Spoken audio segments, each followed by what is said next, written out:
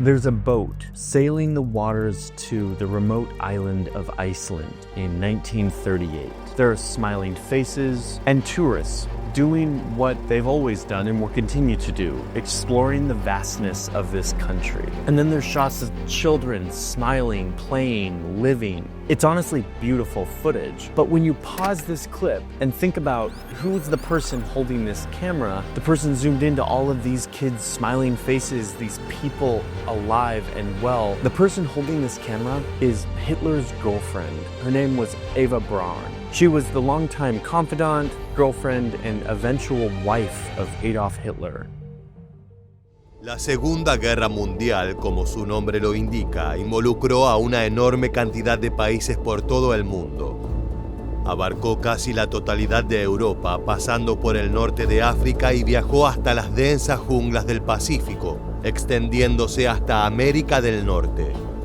Pero una región olvidada en este conflicto es la nación nórdica de Islandia. A pesar de su ubicación remota en el mapa, muchas de las potencias involucradas en la contienda vieron a la isla como un punto de gran valor estratégico para sus operaciones. En un principio, tanto alemanes como británicos intentaron negociar a través de vías diplomáticas con los islandeses. Pero de no acomodarse a sus demandas, ambos bandos estaban preparados para tomar medidas más drásticas.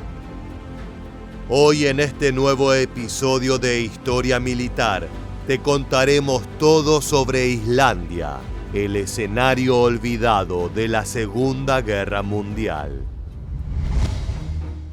Ya algunos años antes del comienzo de la guerra, Hitler parecía obsesionado con Islandia. Eva Braun, su amante y la que sería su esposa en sus últimos días con vida, también compartía esa fijación. Ambos se conocieron en 1929 antes de que él se convirtiera en el Führer alemán. Para ese entonces, la joven trabajaba en Múnich como modelo y asistente de Heinrich Hoffmann, el fotógrafo oficial del partido nazi. Un par de años más tarde, cuando ella tenía 19 años y Hitler 42, comenzaron una relación. Luego de que los nazis se hicieran con el gobierno en 1933, Braun y el Führer comenzaron a pasar mucho más tiempo juntos, sin jamás formalizar el vínculo.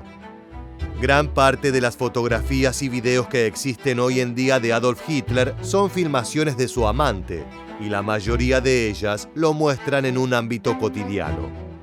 Se lo ve jugando con su perra Blondie o relajándose en su refugio en las montañas de Baviera.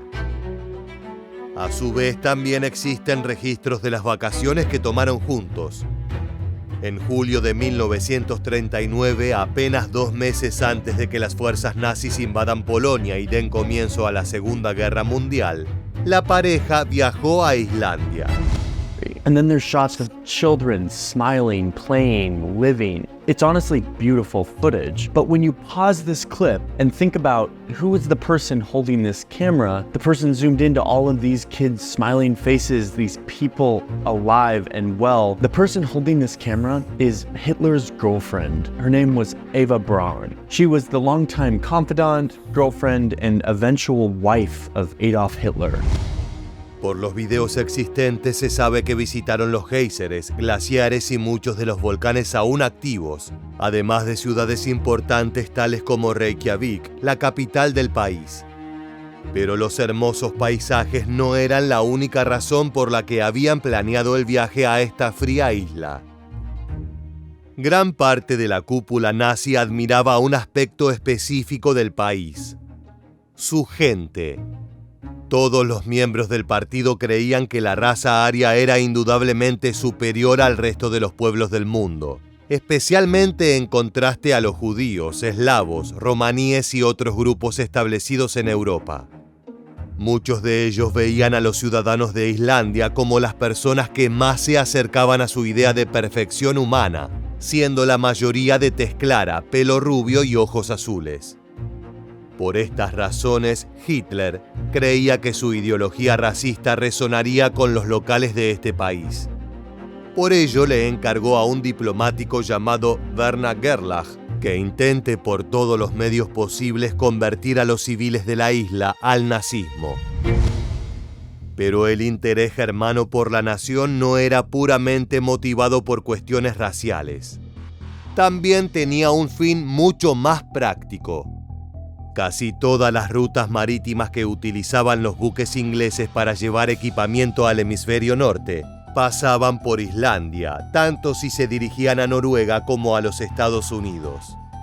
Si los alemanes conseguían hacerse con el país, ya sea por medios diplomáticos o por la fuerza, podrían atacar a estos convoyes con total libertad. En cambio, si los isleños se aliaban con los británicos o eran ocupados por ellos, dificultarían las conquistas germanas que Hitler ya se encontraba planeando sobre la costa occidental de Europa. El 1 de septiembre de 1939, la Segunda Guerra Mundial comenzó con la invasión alemana de Polonia. Un mes más tarde, los defensores fueron derrotados y Hitler comenzó así a ampliar su territorio. Francia y el Reino Unido rápidamente le declararon la guerra, pero por lo que restó del año no hubo más ofensivas. Los involucrados se concentraron en consolidar sus fuerzas, sabiendo que la tormenta estaba próxima. Pero este periodo de relativa paz fue roto el 9 de abril de 1940, con la invasión simultánea de Dinamarca y Noruega por parte de los nazis. Su objetivo era evitar que los aliados utilicen los puertos de estos países nórdicos para bloquear el tráfico marítimo. Si bien los británicos enviaron soldados para asistir en la resistencia, 2 meses más tarde los ejércitos escandinavos habían sido derrotados. It was in the neutral Norwegian waters that Germany claimed the right to destroy neutral ships and murder non-combatant seamen against all international law. But when the Allies answered force with force, once again Germany marched to aggression. But no one outside Germany will believe that the ruthless invasion of Norway and Denmark, the occupation of the strategic Danish bridges, was not planned long ago. Si bien estas victorias fueron importantes para el Tercer Reich, no significaban el fin del peligro en los mares del norte. Suecia no había sido invadida ya que seguía manteniendo íntimos lazos económicos con la Alemania nazi, siendo sus principales exportadores de hierro. Pero Islandia, a pesar de los intentos del embajador Gerlach, continuaba con su posición de neutralidad. Solo había conseguido que un pequeño grupo de jóvenes se una al partido para la total decepción del Führer. El diplomático no compartía la obsesión de Hitler y Himmler. Veía a la isla como un lugar desértico y estéril, y a su gente como primitiva. Pero no queriendo hacer enfadar a sus superiores, siguió con sus intentos de reclutar a la población. Pero si bien el jerarca nazi prefería la asimilación a la conquista, también estaba trazando sus planes para este último camino. Y no era el único. Winston Churchill, el primer ministro británico, veía a su vez en Islandia un punto de gran valor estratégico, que no debía caer bajo ningún punto de vista en manos alemanas. Declaró: quien posea Islandia tiene una pistola firmemente apuntada a Inglaterra, Estados Unidos y Canadá. Al igual que el Führer, el líder británico intentó conseguir que la pequeña nación se una a su bando, pero el gobierno islandés se negó. Tenían solo alrededor de 120.000 habitantes y ni siquiera contaban con un ejército regular que pudiera hacerle frente a una de las potencias enfrascadas en la guerra. Por lo tanto, mantuvieron su neutralidad. Sin embargo, las conquistas de Noruega y Dinamarca hicieron que Churchill se sienta obligado a tomar medidas desesperadas. El 10 de mayo de 1940, el mismo día que los alemanes iniciaron su ataque contra Francia, los ingleses comenzaron la denominada Operación Fork. Así llamaron a la invasión y posterior ocupación de Islandia. La llevó a cabo el 2º Batallón de Reales Marines, compuesto por alrededor de 750 británicos. La mayoría de ellos eran reclutas y solo algunos habían recibido algún tipo de entrenamiento. A la gran mayoría ni siquiera se le había dado un rifle, contando solo con pistolas y bayonetas. De todas formas, esta pequeña fuerza resultó suficiente.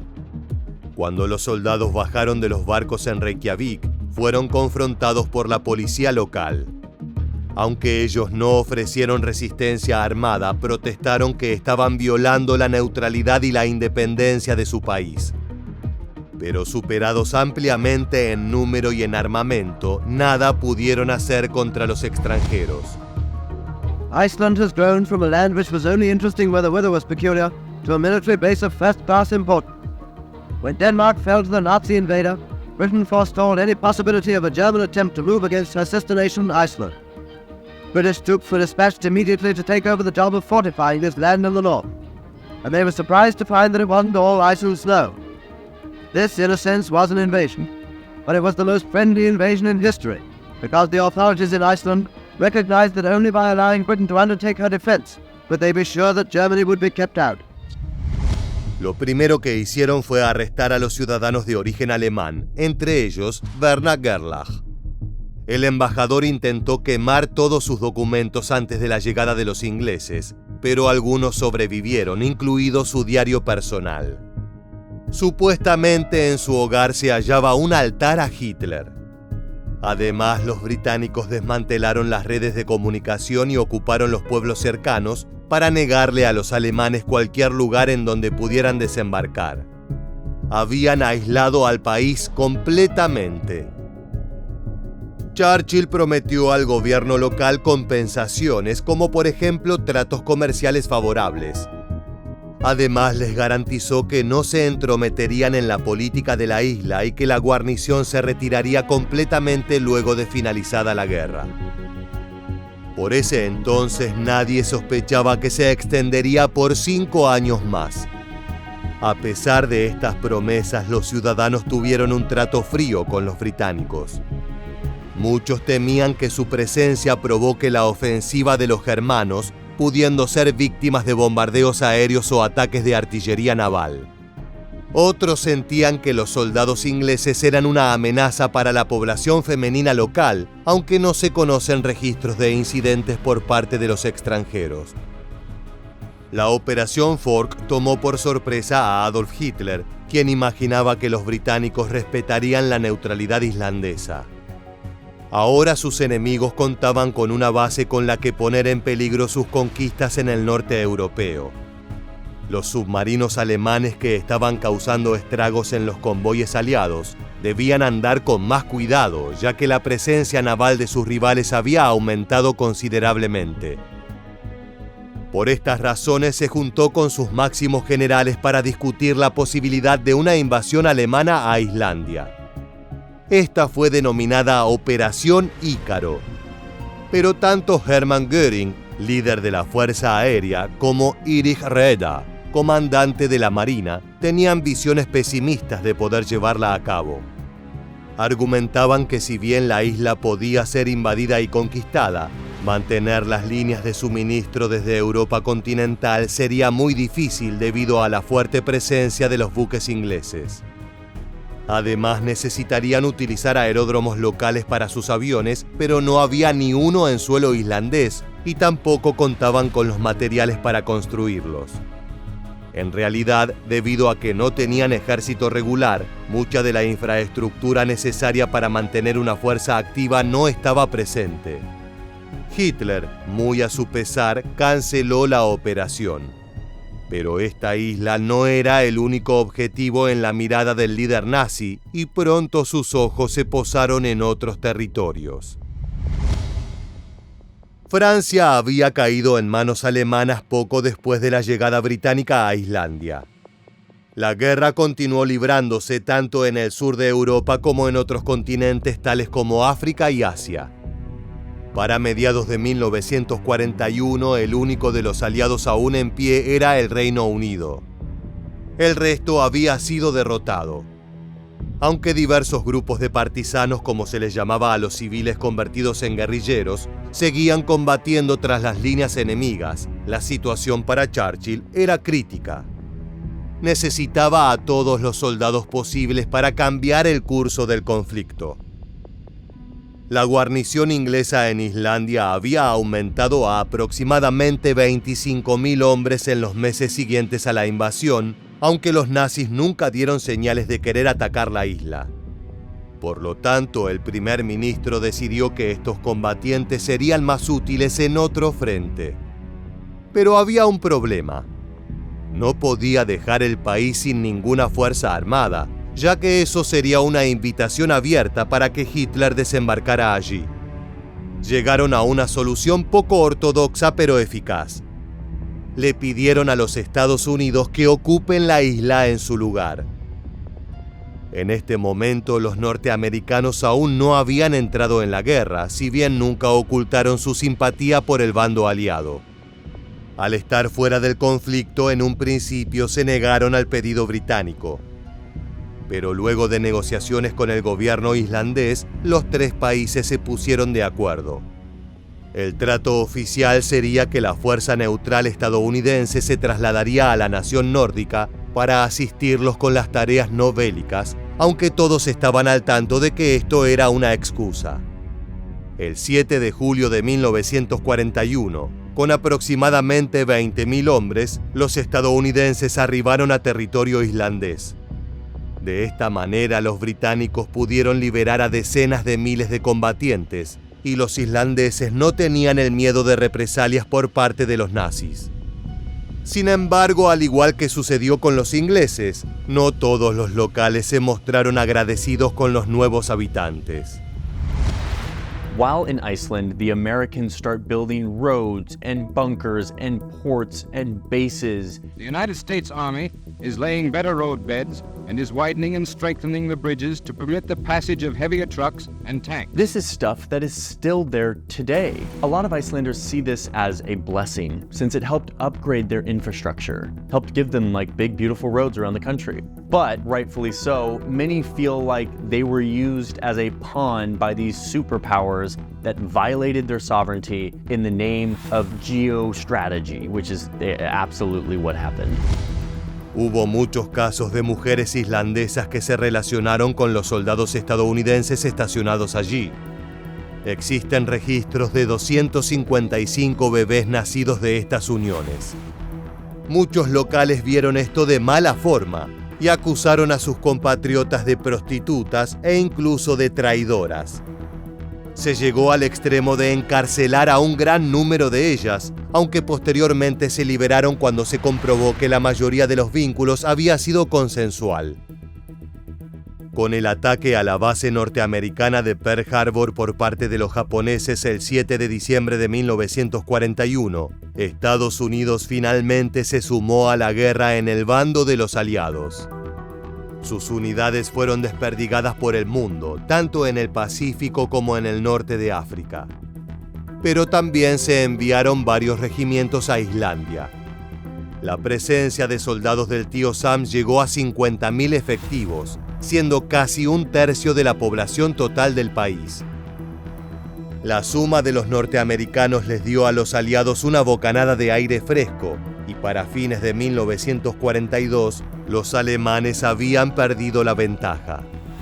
Cuando Hitler se enteró de que sus enemigos habían construido aeródromos en Islandia, montó en cólera, mayormente contra Göring, quien le había informado de la imposibilidad de hacerlo.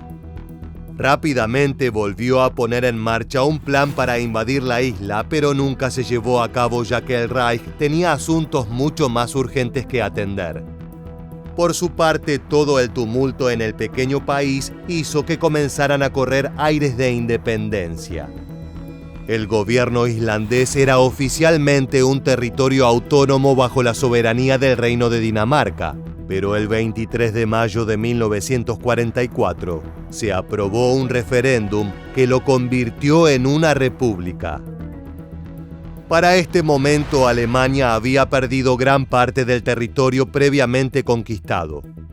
Esto empeoró con el pasar de los meses hasta que en abril de 1945 sus enemigos se encontraban en Berlín. Hitler y Eva Braun, que alguna vez vacacionaron en la isla europea, se quitaron su propia vida en un búnker bajo tierra el 30 de abril. Solo unos días después, el 8 de mayo, los restantes líderes germanos firmaron la rendición incondicional de sus fuerzas. Pero aunque la guerra había llegado a su fin, Islandia seguía ocupada. En 1946 se firmó un tratado entre el país nórdico y los Estados Unidos que estipulaba la retirada de sus soldados en un plazo de 6 meses. También declaraba que todas las construcciones realizadas por británicos o norteamericanos pasarían a la posesión del gobierno local. Pero el tío Sam presionó para que se realice otro acuerdo, según el cual los norteamericanos se encargarían de la defensa del país por un tiempo indeterminado. Recién en 2006, más de 60 años luego de su llegada a la isla, las últimas tropas se retiraron. A pesar de su ubicación remota, Islandia probó ser un territorio codiciado por muchos de los combatientes de la Segunda Guerra Mundial. Alemanes, ingleses y estadounidenses buscaron hacerse con ella, y hasta algunos lo consiguieron por un tiempo. A pesar de ello, el gobierno local no hizo más que fortalecerse, consiguiendo su independencia en un momento en que muchos países perdían la suya. Llegamos al final del video y queremos preguntarte: ¿piensas que se puede excusar la ocupación islandesa por parte de los aliados?